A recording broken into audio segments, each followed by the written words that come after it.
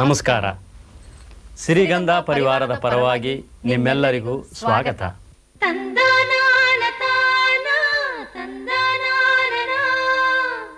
ಇಂದಿನ ನಮ್ಮ ಕಾರ್ಯಕ್ರಮದಲ್ಲಿ ವಿಶೇಷವಾಗಿ ಮೈಲಾರಲಿಂಗನ ಜಾತ್ರೆ,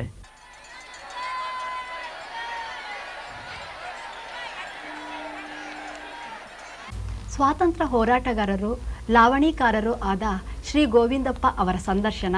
ಈ ಲಾವಣಿ ಹಾಡೋದಕ್ಕೆ ನಮಗೆ ದೇಶದ ಪ್ರೇಮ ಒಂದೇದು.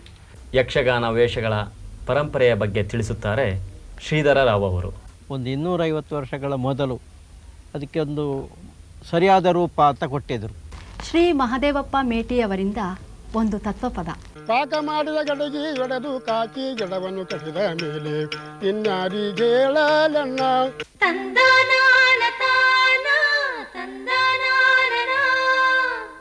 ನಮ್ಮ ಬದುಕಿನಲ್ಲಿ ಹಬ್ಬಗಳು, ಜಾತ್ರೆಗಳು, ವ್ರತ ಪೂಜೆಗಳಿಗೆ ಬಹಳಷ್ಟು ಮಹತ್ವವಿದೆ. ಒಂದೊಂದು ಪಂಗಡದವರಿಗೂ ಮತದವರಿಗೂ ಅವರವರದೇ ಆದ ಹಬ್ಬಗಳು, ದೇವರನ್ನು ಮೆರೆಸುವ ಜಾತ್ರೆಗಳು ಇದ್ದೇ ಇರ್ತವೆ. ಜಾತ್ರೆಗಳು ಆಯಾ ಪ್ರದೇಶದ ಎಲ್ಲ ಜನರಿಗೂ ಸೇರಿದ್ದು. ಎಲ್ಲರಲ್ಲೂ ಸಂತೋಷ, ಸಡಗರ, ಸಂಭ್ರಮ, ಉತ್ಸಾಹಗಳನ್ನು ಮೂಡಿಸುತ್ತವೆ. ಈ ಜಾತ್ರೆಗಳು ಸಂತೋಷವನ್ನಷ್ಟೇ ತರದೆ ಜನರಲ್ಲಿ ನೈತಿಕ ಪ್ರಜ್ಞೆ ಮೂಡಿಸಿ ಸ್ನೇಹ ಸಂಬಂಧಗಳನ್ನು ಇನ್ನೂ ವೃದ್ಧಿಗೊಳಿಸುತ್ತವೆ. ಇಂತಹ ಜಾತ್ರೆಗಳಲ್ಲೊಂದು ಮೈಲಾರಲಿಂಗನ ಜಾತ್ರೆ. ನಾವೀಗ ಅಂತಹ ಜಾತ್ರೆಯೊಂದನ್ನು ನೋಡಲು ಬಳ್ಳಾರಿ ಜಿಲ್ಲೆ ಹೂವಿನಹಡಗಲಿ ತಾಲೂಕಿನ ಮೈಲಾರಕ್ಕೆ ಹೋಗೋಣ. ತುಂಬೇ ಹೂವಿನಂತೆ ತುಂಬಿತಲ್ಲೋ ನಿನ್ನ ಪರಿಸೆ, ಕಡಲೆಕಾಯಿ ಹಂಗೆ ಕಡಿತಲ್ಲೋ, ಕಡಲೆಕಾಯಿ ಹಂಗೆ ಕಡಿತಲ್ಲೋ ಮೈಲಾರಲಿಂಗ, ವರಸಕ್ಕೊಂದು ಸಾರಿ ತುಂಬೀತು. ಜಾತ್ರೆಯ ಸ್ವರೂಪ ಕುರಿತು ನಮ್ಮ ಜನಪದ ಹೆಣ್ಣುಮಗಳು ತುಂಬ ಸಹಜವಾಗಿ ನುಡಿದಿದ್ದಾಳೆ. ಎಲ್ಲಿಂದಲೋ ಬಂದವರೆಲ್ಲ ಒಂದೆಡೆ ಸೇರಿ ವ್ಯಕ್ತಿಗತ ವಿಚಾರಗಳನ್ನು ಮರೆತು ಎಲ್ಲರೂ ಒಂದಾಗುತ್ತಾರೆ. ಇದು ಜಾತ್ರೆಯ ವಿಶೇಷ. ಹಬ್ಬ ಊಟಕ್ಕೆ ಚೆಂದವಂತೆ, ಜಾತ್ರೆ ನೋಟಕ್ಕೆ ಚೆಂದವಂತೆ. ಇಡೀ ವರ್ಷ ದುಡಿದು ಬೆಂಡಾಗಿದ್ದ ಜೀವ ತನ್ನಾಚೆಯ ಜಗತ್ತಿನ ಕಡೆಗೆ ತುಡಿಯುತ್ತದೆ. ಹೊರಗಿನಿಂದ, ದೂರದ ಊರಿನಿಂದ ಸ್ನೇಹ ಸಹಕಾರಕ್ಕಾಗಿ ಆತೊರೆಯುತ್ತದೆ. ಇಂತಹ ಜೀವಭಾವಗಳ ಸಂಗಮವೇ ಈ ಮೈಲಾರಲಿಂಗ ಜಾತ್ರೆ. ಜಾತ್ರೆ ಭಾವೈಕ್ಯತೆಯ ಸಂಕೇತ, ಒಗ್ಗಟ್ಟಿನ ಪ್ರತೀಕ. ತುಂಗಭದ್ರಾ ಕರ್ನಾಟಕದ ಜೀವನದಿ, ಪುಣ್ಯನದಿ. ಈ ನದಿಯ ಪಡುವಲ ತಡಿಯ ಇತಿಹಾಸ ಪ್ರಸಿದ್ಧ ದೇವರು ಮೈಲಾರಲಿಂಗ. ಮೂಲತಃ ಮೈಲಾರಲಿಂಗ ಒಬ್ಬ ಸಾಂಸ್ಕೃತಿಕ ಭಕ್ತ, ಜನಸಮುದಾಯದ ಒಳತಿಗಾಗಿ ಹೋರಾಡಿದ ಮಾನವವೀರ. ಮುಂದೆ ಈತ ಜನರ ಪಾಲಿಗೆ ದೇವರಾದ. ನಮ್ಮ ಜನಪದರು ಮೈಲಾರಲಿಂಗನ ಕುರಿತು ಅನೇಕ ಪುರಾಣ ಕಥೆಗಳನ್ನು ಹೇಳುತ್ತಾರೆ. ಕರ್ನಾಟಕದಲ್ಲಿ ಮೈಲಾರಲಿಂಗನ ಕ್ಷೇತ್ರಗಳು ಅನೇಕ. ರಾಣಿಬೆನ್ನೂರು ತಾಲೂಕಿನ ದೇವರಗುಡ್ಡ, ಗುಲ್ಬರ್ಗಾ ಜಿಲ್ಲೆಯ ಮೈಲಾರಪುರ ಇವುಗಳಲ್ಲಿ ಮುಖ್ಯ. ಆದರೆ ಆರಾಧನೆ, ಆಚರಣೆಗಳ ವಿಶಿಷ್ಟತೆ, ಭಕ್ತರ ಸಂಖ್ಯೆ ಇವುಗಳಲ್ಲಿ ಮಣ್ಣು ಮೈಲಾರಲಿಂಗನ ಜಾತ್ರೆಯನ್ನು ಸರಿಗಟ್ಟುವ ಜಾತ್ರೆ ಇನ್ನೊಂದಿಲ್ಲ. ಇಡೀ ಕರ್ನಾಟಕದಲ್ಲೇ ಇದು ಬಹುದೊಡ್ಡ ಜಾತ್ರೆ. ಮಾನವ ಸಂಸ್ಕೃತಿಯ ಅಧ್ಯಯನಕ್ಕೆ ಈ ಜಾತ್ರೆ ಬಹು ಸಹಕಾರಿ. ಮೈಲಾರಲಿಂಗನ ಹೆಸರಿನಲ್ಲಿ ದೀಕ್ಷೆ ಪಡೆದ ಭಕ್ತರು ಅಪಾರ. ಈ ದೀಕ್ಷೆಗಳಲ್ಲಿ 4 ವಿಧಗಳಿವೆ: ಗೊರವ ದೀಕ್ಷೆ, ಕುದುರೆ ಗೊರವನ ದೀಕ್ಷೆ, ದೇವನಾರಿಯರ ದೀಕ್ಷೆ ಅಥವಾ ಚೌರಿ ದೀಕ್ಷೆ ಮತ್ತು ದೀವಟಿಗೆ ದೀಕ್ಷೆ. ಈ ದೀಕ್ಷೆಗಳನ್ನು ಪಡೆಯುವವರು ಹರಕೆಗಳನ್ನು ಹೊರುತ್ತಾರೆ. ಹೀಗೆ ಅವರವರ ಇಚ್ಛಾನುಸಾರ ಹೊತ್ತ ಹರಕೆಯನ್ನು ಮಣ್ಣು ಮೈಲಾರಲಿಂಗನಿಗೆ ಅರ್ಪಿಸುತ್ತಾರೆ. ಮೈಲಾರಲಿಂಗ ಪೂರ್ವದಲ್ಲಿ ಒಂದು ಹುತ್ತದಲ್ಲಿ ಉದ್ಭವನಾದನಂತೆ. ಮಣ್ಣಿನಲ್ಲಿ ಹುಟ್ಟಿದ್ದಕ್ಕಾಗಿ ದೇವರ ವಿಗ್ರಹವನ್ನು ಮಣ್ಣಿನಲ್ಲೇ ಮಾಡಿ ಪೂಜಿಸುತ್ತಿರುವುದರಿಂದ ಮಣ್ಣು ಮೈಲಾರನೆಂದು ಪ್ರಸಿದ್ಧಿ ಪಡೆದ ಈ ಜಾತ್ರೆಯಲ್ಲಿ ನಡೆಯುವ ಕಾರ್ಣಿಕೋತ್ಸವ ಕಾರ್ಯಕ್ರಮ ಅತ್ಯಂತ ಶ್ರೇಷ್ಠ ಮತ್ತು ಪ್ರಮುಖವಾದುದು. ಕಾರಣಿಕ ಎಂದರೆ ಪ್ರಮುಖ ಗೊರವನೊಬ್ಬ ಭವಿಷ್ಯ ನುಡಿಯುವುದು. ಅಗಾಧ ಜನಸ್ತೋಮ ಕಾರಣಿಕ ಕೇಳಲು ಉತ್ಸಾಹಕರಾಗಿ ನೆರೆದಿರುತ್ತಾರೆ. ಕಾರಣಿಕ ಗೊರವನನ್ನು ಮೆರವಣಿಗೆಯಲ್ಲಿ ತಂದ ನಂತರ ದೇವಸ್ಥಾನದಿಂದ ಹೊರಟ ಮೆರವಣಿಗೆ ಮತ್ತು ಅಶ್ವರೂಢರಾದ ಧರ್ಮಗುರು ಡೆಂಕನ ಮರಡಿ ಎಂಬಲ್ಲಿ ಹೋಗಿ ಅಲ್ಲಿಂದ ಕಾರಣಿಕ ಕಂಬದ ಬಳಿ ಬರುತ್ತಾರೆ. ಕಾರಣಿಕ ಗೊರವನ ಸ್ಥಾನಮಾನ ಇತರ ಗೊರವರಿಗಿಂತ ಹಿರಿಯದು. ಈತ ಜಗತ್ತಿನ ಬಗೆಗೆ ಭವಿಷ್ಯ ಹೇಳಬೇಕಾದ್ದರಿಂದ ಅತ್ಯಂತ ಕಠಿಣ ವೃತ ನಿಯಮಗಳನ್ನು ಪಾಲಿಸಬೇಕಾಗುತ್ತದೆ. ಗೊರವ ಕಾರಣಿಕ ಬಿಲ್ಲನ್ನು ಮೇಲೇರಿ ಸದ್ದಲೇ ಎನ್ನುತ್ತಿದ್ದ ಹಾಗೆ ಇಡೀ ಜನಸ್ತೋಮ ಸ್ತಬ್ಧವಾಗಿ ಕಾರಣಿಕನ ಭವಿಷ್ಯವಾಣಿಗಾಗಿ ಕಾತುರದಿಂದ ನಿರೀಕ್ಷಿಸುತ್ತಾರೆ.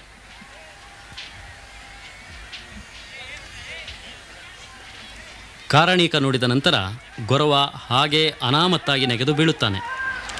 ಕಾರಣಿಕ ಕೇಳಿಕೊಂಡು ಹಿಂದಿರುಗುತ್ತಿರುವ ಜನ ತಮಗೆ ಮತ್ತು ನಾಡಿಗೆ ಒಳ್ಳೆಯದಾಗಲೆಂದು ಮೈಲಾರನಲ್ಲಿ ಪ್ರಾರ್ಥಿಸುತ್ತಾ ಹಿಂದಿರುಗುವರು.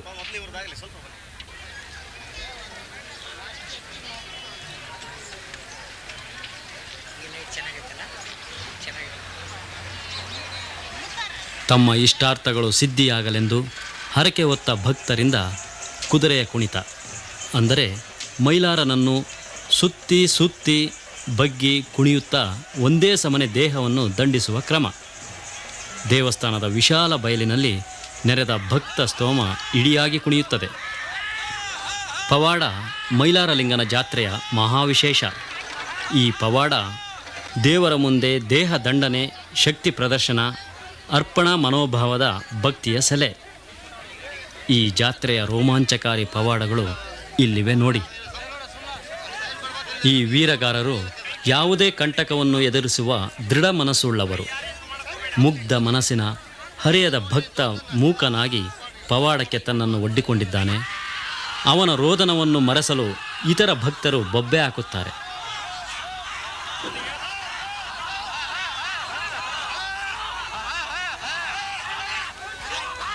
ವೀರಾವೇಶದಿಂದ ತನ್ನ ಅಂಗೈಯನ್ನು ಚಾಚಿ ನಿಂತಿರುವ ಈ ಭಕ್ತನ ಗುರಿ ಒಂದೇ, ದೇವರನ್ನು ಮೆಚ್ಚಿಸುವುದು. ಈತ ಅಬ್ಬರಿಸುವ ಮೂಲಕ ತನ್ನ ನೋವನ್ನು ವೀರಾವೇಶಕ್ಕೆ ಪರಿವರ್ತಿಸಲು ಹೆಣಗುವುದು ಇಲ್ಲಿ ಸ್ಪಷ್ಟವಾಗುತ್ತದೆ. ಮೈಲಾರಲಿಂಗನ ಜಾತ್ರೆ ಜನಪದರ ನಂಬಿಕೆಯಂತೆ ಅದು ಬರೀ ಜಾತ್ರೆಯಾಗಿರದೆ, ರಾಕ್ಷಸರ ಸಂಹಾರಕ್ಕಾಗಿ ತನ್ನ 7 ಕೋಟಿ ಭಕ್ತ ಗಣಗಳಿಂದ ಭೂಲೋಕಕ್ಕೆ ಬಂದು ದೈತ್ಯರನ್ನು ಸಂಹರಿಸಿದರ ಸಂಕೇತವಾಗಿ ನಡೆಯುವ ವಿಶೇಷ ಕಾರ್ಯಕ್ರಮ. ಪ್ರತಿ ವರ್ಷದ ಮಾಘ ಶುಕ್ಲ ಸಪ್ತಮಿಯಂದು ಶುರುವಾಗಿ 12 ದಿನಗಳವರೆಗೆ ನಡೆಯುವ ಧಾರ್ಮಿಕ ವಿಧಿಕ್ರಿಯೆಗಳಿಂದ ಅದು ವ್ಯಕ್ತವಾಗುತ್ತದೆ.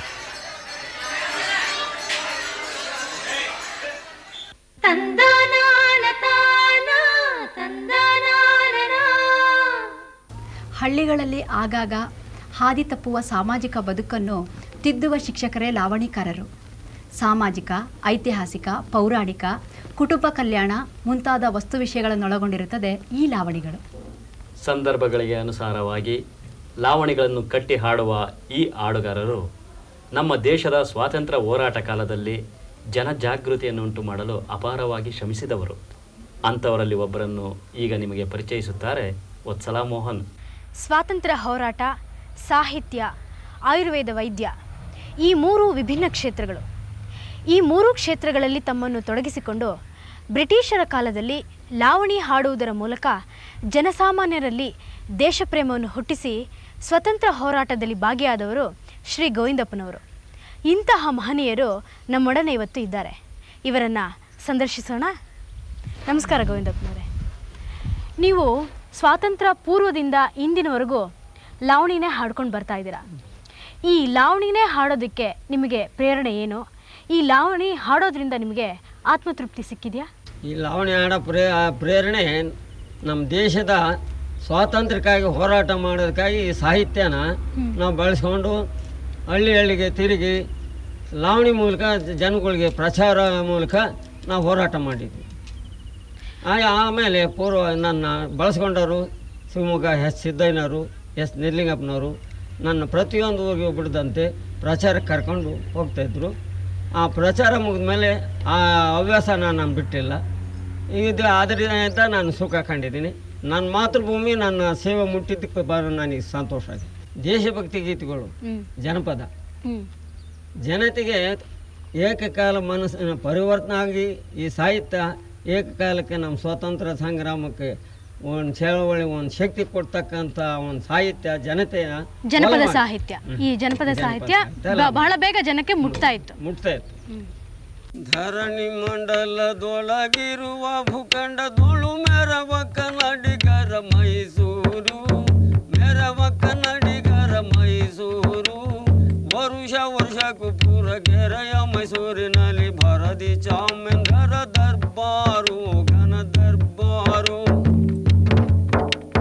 ಸೃಷ್ಟಿಯೊಳ್ ಭರತ ಭೂಮಿಲೆಷ್ಟರ ಸಂಪತ್ತಿನಿಂದ ಅಷ್ಟಭಾಗ್ಯ ಬೀರುತ್ತಿದೆ ಮೈಸೂರು, ಅಷ್ಟಭಾಗ್ಯ ಬೀರುತ್ತಿದೆ ಮೈಸೂರು.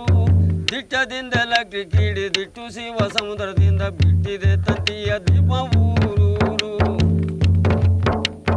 ನಿಷ್ಠೆಯ ನೆಮ್ಮದಿ ಬೇಡಿದಿಷ್ಟವು ನಂಜನ ಗುಡಿಲೆಷ್ಟು ಪುಣ್ಯ ಭೂಮಿ ಇದು ಮೈಸೂರು. ಕಟ್ಟಿಗರೆರಡು ಮೈಲಿ ಕಟ್ಟೆಯ ಕನ್ನಂಬಡಿಯ ಎಷ್ಟು ಕಷ್ಟದಿಂದಲೇ ವಿಶ್ವೇಶ್ವರರು ಕಟ್ಟಿದೆ ದರಿಯ ದೌಲತ್ ಕಟ್ಟಡ ಕಾವೇರಿ ಮಧ್ಯ ಪುಟ್ಟಿದ ರಂಗ ನದಿದು ಮೈಸೂರು. ಬಿಟ್ಟಿದೇವನೆಂಬ ಜೈನ ವಿಷ್ಣು ಭಕ್ತನಾದ ಮೇಲೆ ಕಟ್ಟಿಸಿರುವ ದೇವಸ್ಥಾನ ಬೇಲೂರು. ನಿಟ್ಟಿನುಳ್ಳರು ಒತ್ತಡಿ ಮಟ್ಟದಿ ವಿಗ್ರಹ ಜೈನರಿಷ್ಟ ಗೋಮಟೇಶ ನಿಗ ಮೈಸೂರು. ಕಷ್ಟದಿಂದುರುಗದೊಳಗಿಟ್ಟು ಯಂತ್ರಗಣಿಗಳಿಂದ ಗಟ್ಟಿ ಗಟ್ಟಿ ಚಿನ್ನವನ್ನು ತೆಗೆಯುವರು. ಹೊರ ಕರ್ನಾಟಕ ಮೈಸೂರು, ಇದು ಸಿರಿತನದಿರುವುದು ಮೈಸೂರು. ದೊರೆ ಚಾಮೇಂದ್ರರ ಮೈಸೂರು, ಇದು ಧರಣಿಯೊಳ್ ಮಾದರಿ ಮೈಸೂರು. ಭಾರತ ಪ್ರಪಂಚದೊಳು ನಿರುತ ಪ್ರಖ್ಯಾತೆಯಿಂದಲಿರುವ ಚಿನ್ನನ ಗುಡಿ ಮೈಸೂರು, ಇರುವ ಚಿನ್ನನ ಗುಡಿ ಮೈಸೂರು. ವರುಷ ವರ್ಷಕ್ಕೂ ಪೂರಗೆರೆಯ ಮೈಸೂರಿನಲ್ಲಿ ಭರದಿ ಚಾಮೇಂದ್ರರ ದರ್ಬಾರು, ಘನದ ಪರಶುರಾಮಾದಿಗಳು ವರಗೌತಮ ಅಗಸ್ತ್ಯರು ಇರುತ್ತಿದ್ದ ಸ್ಥಳವಿದು ನಮ್ಮ ನಾಡು. ಪರಶುರಾಮಾದಿಗಳು ವರಗೌತಮ ಅಗಸ್ತ್ಯರು ಇರುತ್ತಿದ್ದ ಸ್ಥಳವಿದು ನಮ್ಮ ನಾಡು. ಪರಮ ಪವನೆಯಾಗಿ ಪಾರುವಂತ ತುಂಗಭದ್ರ ಭಾರಿಯಾದ ಕಾವೇರಿಗಳ ನದಿನಾಡು.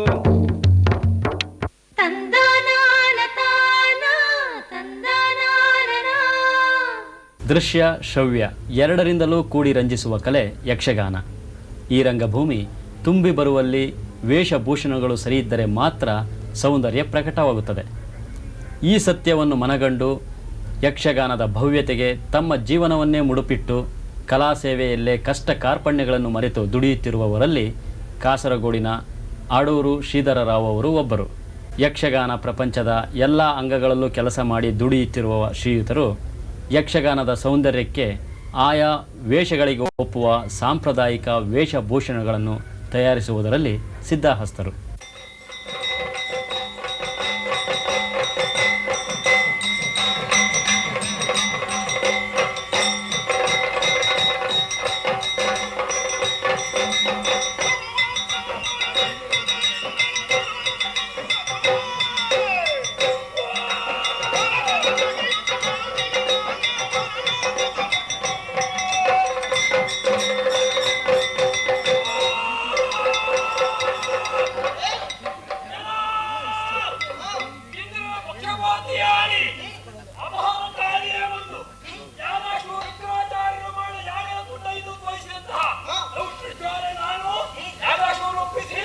ತೆಂಕುತಿಟ್ಟು ಯಕ್ಷಗಾನ ವೇಷ ಸಂಪ್ರದಾಯಗಳ ರಕ್ಷಣೆಯಲ್ಲಿ ದಿನೇ ದಿನೇ ಸೊರಗುತ್ತಿರುವುದು ಪರಿಹರಿಸಲಾಗದ ಸಮಸ್ಯೆಗಳಲ್ಲಿ ಒಂದು.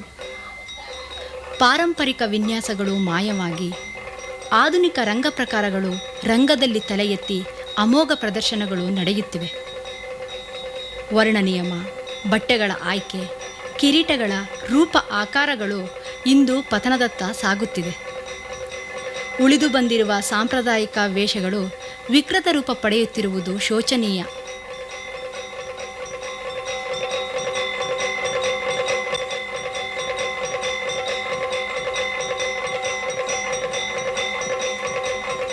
ಇಂತಹ ಸನ್ನಿವೇಶದಲ್ಲಿ ಹಿಂದಿನ ಸಾಮಗ್ರಿಗಳ ಪುನರ್ಜೀವನಕ್ಕಾಗಿ ಅದೇ ಮಾದರಿಯಲ್ಲಿ ನಿರ್ಮಿಸಿ ಉಳಿಸಿ ಬೆಳೆಸುವ ಕಾರ್ಯದಲ್ಲಿ ದುಡಿಯುತ್ತಿರುವ ಅಡೂರು ಶ್ರೀಧರರಾಯರ ಸಾಹಸ ಗುರುತರವಾದದ್ದು. ಈ ಕಾರ್ಯಕ್ಕೆ ಸಾಕಷ್ಟು ಪರಿಶ್ರಮದೊಂದಿಗೆ ಆಳವಾದ ಕಲಾ ಪರಿಜ್ಞಾನವೂ ಅವಶ್ಯಕವಾಗಿದ್ದು, ಬೇಕಾದ ಅರ್ಹತೆಗಳೆಲ್ಲವೂ ಶ್ರೀಧರರಾಯರಿಗೆ ತಲೆಮಾರುಗಳ ಹಿನ್ನೆಲೆಯಿಂದ ದೊರೆತಿವೆ.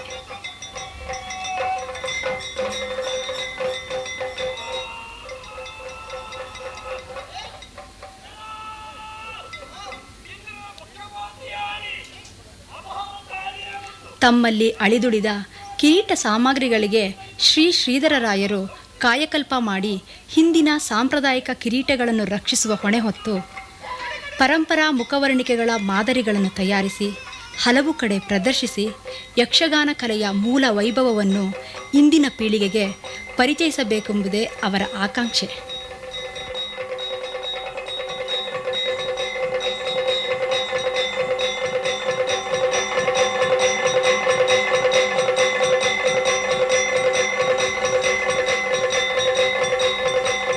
ಪರಂಪರಾಗತವಾಗಿ ಬಂದ ಈ ಪರಿಕರಗಳನ್ನು ಉಳಿಸಿ ಬೆಳೆಸುವುದರ ಬಗ್ಗೆ ಅವರಿಗಿರುವ ಅಭಿರುಚಿ ಮತ್ತು ಕಳಕಳಿ ಮೆಚ್ಚುವಂತಹದ್ದು. ಯಕ್ಷಗಾನ ಮೊದಲಿಂದೇ ಬೆಳೆದು ಬಂದಿದ್ದರೂ ಒಂದು 250 ವರ್ಷಗಳ ಮೊದಲು ಅದಕ್ಕೆ ಒಂದು ಸರಿಯಾದ ರೂಪ ಅಂತ ಕೊಟ್ಟಿದ್ದರು. ಅದಕ್ಕೆ ನಾವು ಪರಂಪರೆ ಅಂತ ಹೇಳೋದು. ಆಗ ಇಂಥದ್ದೇ ಮುಖವರ್ಣಿಕೆ, ಇಂಥದ್ದೇ ಬಣ್ಣಗಳು ಮತ್ತು ಇಂಥದ್ದೇ ಕಿರೀಟಗಳು, ಇಂಥ ವೇಷಗಳಿಗೆ ಎಂಬ ನಿರ್ಣಯ ಇತ್ತು. ಅದು ಬರುತ್ತಾ ಮೂಲೆ ಪಾಲಾಗಿ ಈ ನಾಟಕದ ಪ್ರಭಾವ, ಸಿನಿಮಾದ ಪ್ರಭಾವದಿಂದಲೂ ವೇಷಗಳು ಮಾರ್ಪಾಡಾಗ್ತಾ ಬಂದವು. ಇದನ್ನು ಕಂಡಾಗ ನಮ್ಮಲ್ಲೇ ಮೊದಲೇ ಉಳಿದಿದ್ದ ಯಕ್ಷಗಾನ ಅಡೂರು ಮೇಳದ ಸಾಮಗ್ರಿಗಳಿದ್ದವು, ಇವುಗಳನ್ನು ಸರಿಪಡಿಸಿ ಆ ಮೂಲ ರೂಪವನ್ನು ಉಳಿಸಿಕೊಳ್ಬೇಕು ಅಂತ ನಾವು ಇದನ್ನು ಸಿದ್ಧ ಮಾಡ್ತಾ ಬಂದೆ. ಆಮೇಲೆ ಅದಕ್ಕೆ ಈಗ ಈ ಪರಂಪರೆ ಅಂದರೆ ಏನು ಅಂತ ಕೇಳಿದರೆ, ಈ ಮೊದಲಾಗಿ ಪೀಠಿಗೆ ವೇಷ, ದೇವೇಂದ್ರನ ವೇಷ, ಈ ಕೆಂಪು ಬಣ್ಣ ಎಂಬುದು ಯಾವಾಗಲೂ ಶುಭದ ಲಕ್ಷಣ. ಹಾಗಾಗಿ ದೇವತ್ವದ ಯಾವುದೇ ವೇಷಗಳಿಗೆ ಆ ಕೆಂಪು ಬಣ್ಣದ ಛಾಯೆ ಮತ್ತು ಉಲ್ಲನಿರುವ ಕಿರೀಟ ಸಾಮಗ್ರಿ ಪರಿಕರಗಳನ್ನೇ ಉಪಯೋಗಿಸುವಂತಹ ಕ್ರಮ. ಎದುರು ವೇಷ ಅಂತೇಳಿ ಅದಕ್ಕೆ ಎದುರಾದ ವೇಷ, ಪೀಠಿಗೆ ವೇಷಕ್ಕೆ ಎದುರಾದ್ದು. ಇಂದ್ರಜಿತ್ ಇರ್ಬೋದು, ಹಾಗೆ ರಕ್ತಬೀಜ ಇರ್ಬೋದು. ಈ ರಕ್ತಬೀಜ ಅಂತೇಳಿ ಕೆಂಪು ಕಿರೀಟ ಇಡುವುದಲ್ಲ, ಅದಕ್ಕೆ ಕಪ್ಪು ಬಣ್ಣದ ಉಲ್ಲನೆ, ಕಪ್ಪು ಬಣ್ಣದ ಛಾಯೆ ಇರುವಂಥ ಕಿರೀಟಗಳು, ಪರಿಕರಗಳು, ಸಾಮಗ್ರಿಗಳು, ಹಾಗೆ ಮುಖವರ್ಣಿಕೆಯನ್ನು ಅದಕ್ಕೆ ಹೊಂದಿಕೊಂಡು ಬರೆಯುವಂತಹ ಕ್ರಮ ಮೊದಲಿಂದ ಬೆಳೆದು ಬಂದಿದೆ. ಅದು ಮಾಯ ಆಗ್ತಾ ಇದೆ. ಇದನ್ನು ಕಂಡಂಥ ನಾನು ಕೊರಗಿ ಇದು ಜನರಲ್ಲಿ ಇನ್ನೂ ಉಳ್ಕೊಳ್ಳಿ, ಅದೇನು ಅಂತ ಗೊತ್ತಾಗಲಿ ಅಂತ ಇದನ್ನು ಬೆಳೆಸುವುದಕ್ಕೆ ಪ್ರಯತ್ನ ಪಟ್ಟೆ. ಇದೇ ಹಳೆ ಸಾಮಗ್ರಿಯ ಕಿರೀಟಗಳನ್ನೇ ಉಪಯೋಗಿಸಿಬಿಟ್ಟು ಅದಕ್ಕೆ ಮುಖಗಳನ್ನು ತಯಾರು ಮಾಡಿ ಆ ಮುಖವರ್ಣಿಕೆಗಳನ್ನು ಬರೆದು ಒಂದು 32 ಕಡೆ ಸಾಹಿತ್ಯ ಸಮ್ಮೇಳನಗಳಲ್ಲಿ ಹೆಚ್ಚು ಜನ ಸೇರುವಲ್ಲಿ ಎಲ್ಲ ನಾನು ಈ ಪ್ರದರ್ಶನಗಳನ್ನು ಕೊಟ್ಟಿದ್ದೇನೆ. ಜನರಿಗೆ ಅದರಿಂದ ತೃಪ್ತಿಯಾಗಿದೆ. ಅವರು ನನಗೆ ಇಷ್ಟರವರೆಗೆ 27 ಸನ್ಮಾನಗಳನ್ನು ಕೂಡ ಮಾಡಿದ್ದಾರೆ. ಹಾಗಾಗಿ ನಮ್ಮ ಭಾಗದಲ್ಲಿ ಈ ಮೂಲವಾಗಿರುವಂಥ ಇಷ್ಟು ಹಳತಾದ ಸಾಮಗ್ರಿಗಳು ಇರೋದು ನಮ್ಮ ಮೇಳದಲ್ಲಿ ಮಾತ್ರ. ಬಾಕಿ ಸಾಮಗ್ರಿಗಳು ಇದ್ದಲ್ಲೆಲ್ಲ ಅವರು ಕೇಳಿದವರಿಗೆ ಕೊಟ್ಟದನ್ನು ಕಳ್ಕೊಂಡಿದ್ದಾರೆ.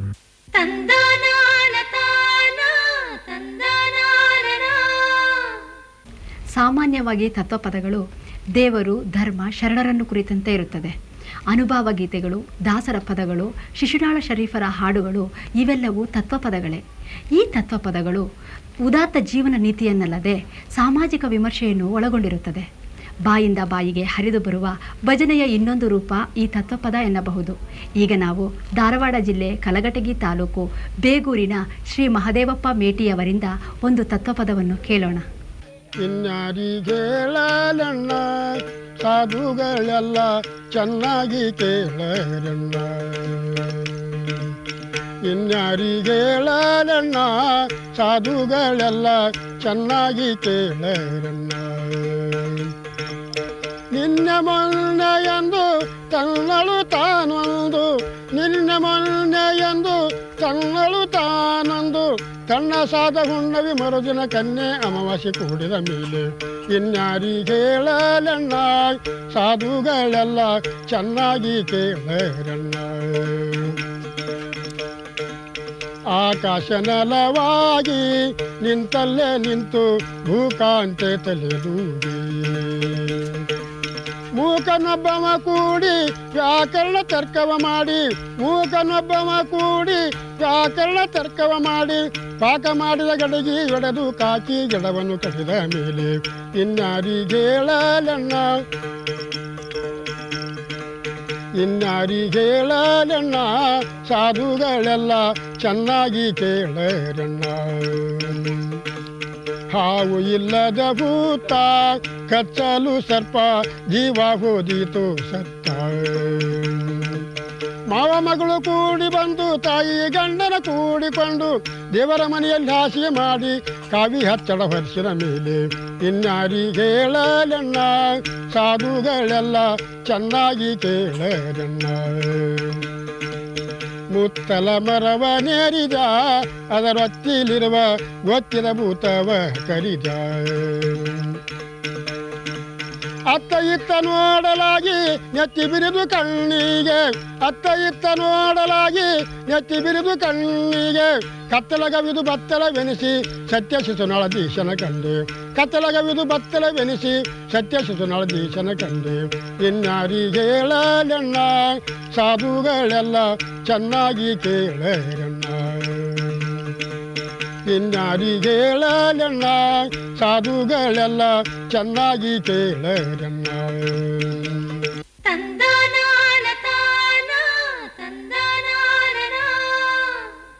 ಸಿರಿಗಂಧ ಕಾರ್ಯಕ್ರಮ ವಾರದಿಂದ ವಾರಕ್ಕೆ ಇನ್ನೂ ಉತ್ತಮವಾಗಿ ಮೂಡಿಬರಲು ನಿಮ್ಮ ಸಲಹೆ ಸೂಚನೆಗಳು ನಮಗೆ ಅವಶ್ಯಕ. ದಯವಿಟ್ಟು ಪತ್ರಿಸಿ. ನಮ್ಮ ವಿಳಾಸ ಕರ್ನಾಟಕ ಜಾನಪದ ಪರಿಷತ್ತು, ಸಿರಿಗಂಧ ವಿಭಾಗ, ನಂಬರ್ 7, ದೇವಸ್ಥಾನದ ರಸ್ತೆ, ಕುಮಾರ ಪಾರ್ಕ್ ಪಶ್ಚಿಮ, ಬೆಂಗಳೂರು 560020. ಮುಂದಿನ ವಾರ ಭೇಟಿಯಾಗೋಣ. ನಮಸ್ಕಾರ.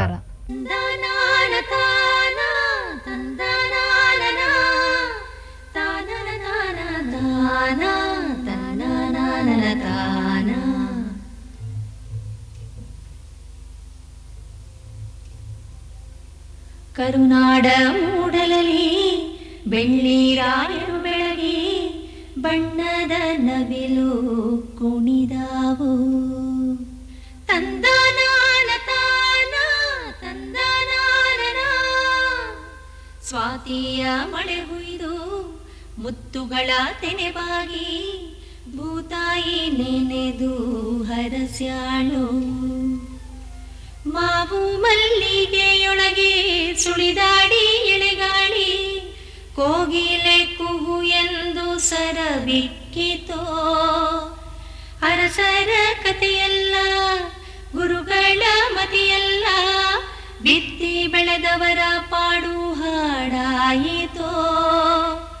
ವೇದವಾದವ ಕಾಣದ ಜನರು ಓದನು ಅರಿಯದೆ ಗಾದೆ ಕಟ್ಟಿದರು.